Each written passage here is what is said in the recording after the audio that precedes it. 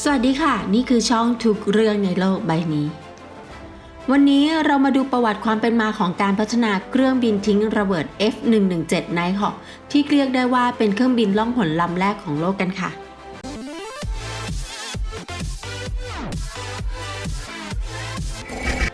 การวิจัยเกี่ยวกับเทคโนโลยีการล่องหนเริ่มต้นขึ้นเมื่อมีการใช้เรดาร์ครั้งแรกในช่วงสงครามโลกครั้งที่ 2แต่ความต้องการทางเทคโนโลยีการล่องหนเริ่มเพิ่มมากขึ้นในช่วงสงครามเวียดนาม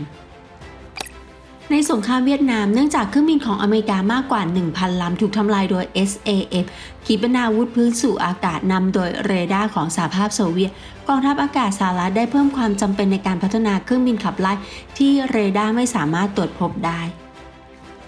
และในสงครามตะวันออกกลางครั้งที่ 4 ที่เกิดขึ้นในปี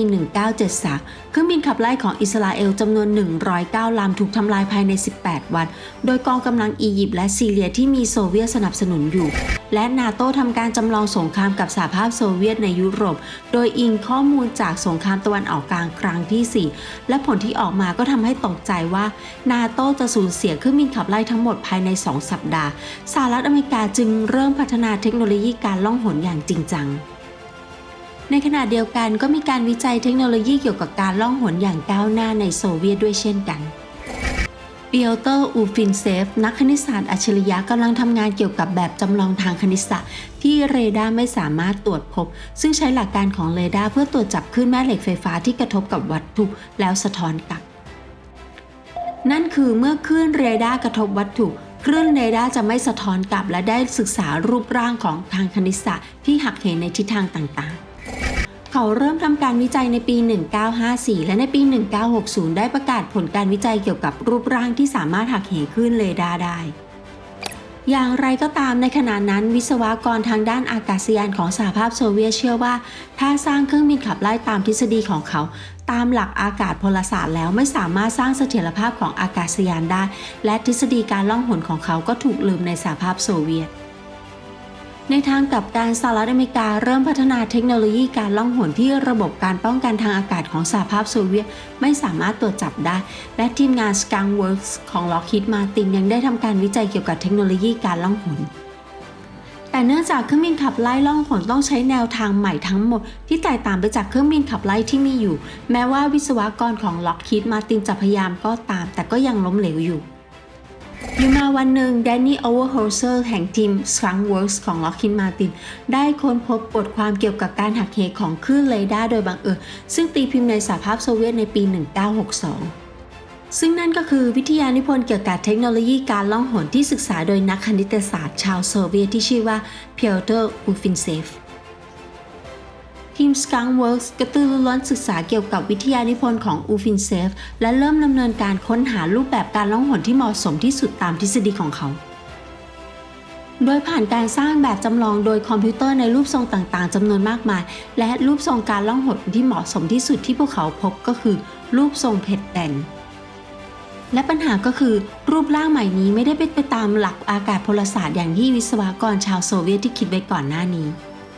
ทีมงาน Skunk Works เลยตั้งชื่อเล่นให้กับรูปทรงใหม่นี้ว่า Hopeless Diamond หรือเพชรที่สิ้นหวัง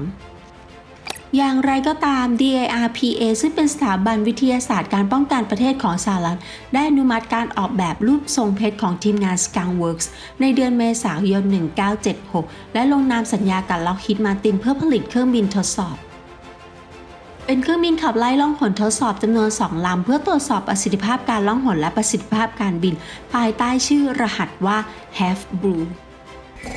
เครื่องยนต์ T-38 ของ Northrop ถูกใช้เป็นเครื่องบินทดสอบ Half Blue และระบบ Fly-by-wire ที่ใช้กับเครื่องบินขับไล่ F-16 ถูกนำมาใช้เพื่อให้มั่นใจถึงเสถียรภาพในการบิน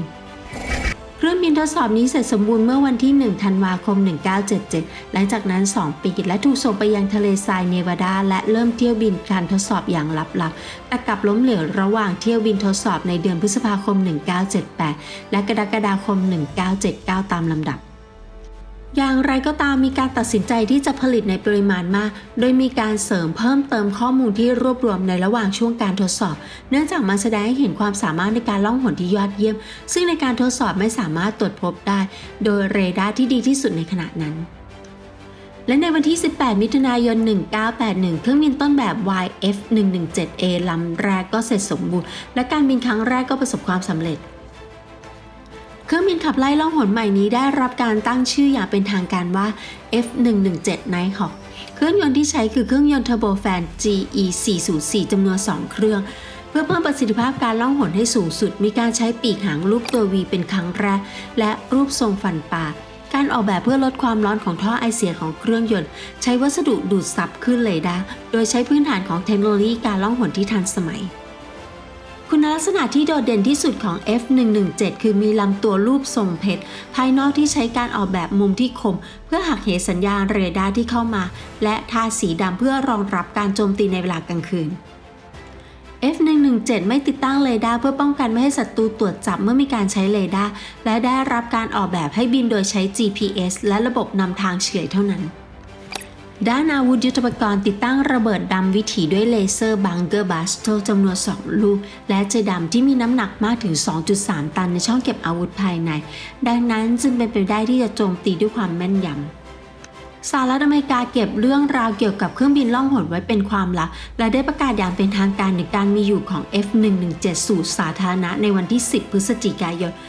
1988 ที่เพนทากอน F117 ประจำการครั้งแรกในปี 1989 เพื่อปลดนายพลโนริเอกาในปฏิบัติการปานามาและในสงครามอ่าวในปี 1991 เครื่องบินทิ้งระเบิด F117 ได้สร้างความประทับใจให้กับชาวโลกในฐานะเป็นเครื่องบินล่องหน